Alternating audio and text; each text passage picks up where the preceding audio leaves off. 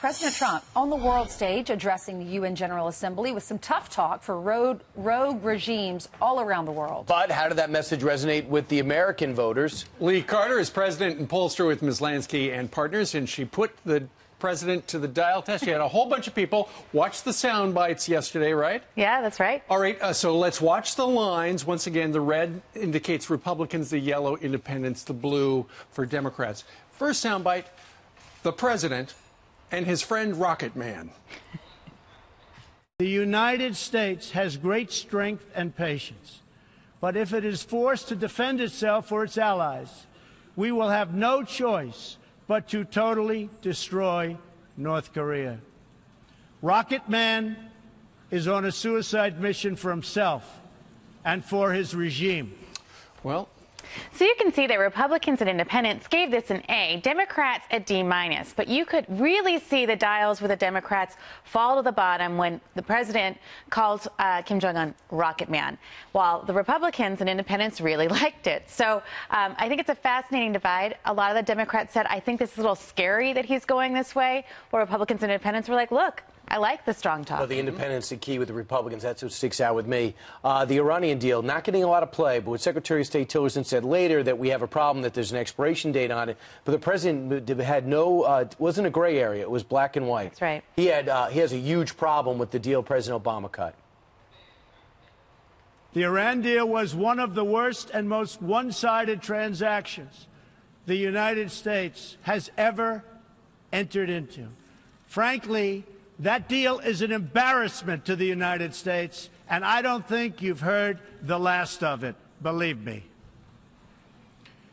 It is time for the entire world to join us in demanding that Iran's government end its pursuit of death and destruction. It is time for the regime to free all Americans and citizens of other nations that they have unjustly detained. So you can see that Republicans gave this an A+, independents an A-, and Democrats, for a while you couldn't see it, they came up at the end, they gave this a D overall. What I thought was really fascinating is the word most associated with Republicans and independents on this speech was strength, and with Democrats was dangerous. Right. So really different reaction there between Which is amazing because there's major Democrats voted against that deal. Senator Schumer, Senator Cardin, Senator Menendez all hated it. It's a very good point. He also reminded all of those world leaders how much we contribute. Watch this, watch the dials, and we'll talk about it. The United States is one out of 193 countries in the United Nations, and yet we pay 22% of the entire budget and more. In fact, we pay far more than anybody realizes.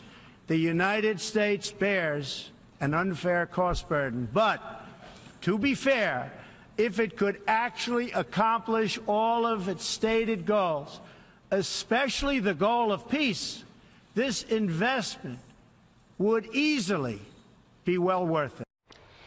So I thought this was really interesting. You can see Republicans and independents gave this an A. Democrats responded a little bit better here. They gave this a C-. So when the president was talking about theory, in principle, how we want to contribute and participate in the UN, that it is an investment, much more positive reaction from the Democrats, much more afraid when he started getting into the specifics of North Korea and Iran and Venezuela. So it's interesting. You were here a couple of weeks ago, and you thought that his core audience was a little squishy. Yeah. They're back, and so are the independents. Yeah, they said that this speech was one of the best speeches they've heard from the president since the State of the Union address. So this was really, really strong for those independents, really strong for Republicans. And there were moments even the Democrats came around, but they're a little bit afraid of what he's going to do with foreign policy on those countries like Iran, Venezuela, and North Korea. Right. All right. Thanks so much, Lee Carter. Great to be here. Thank you.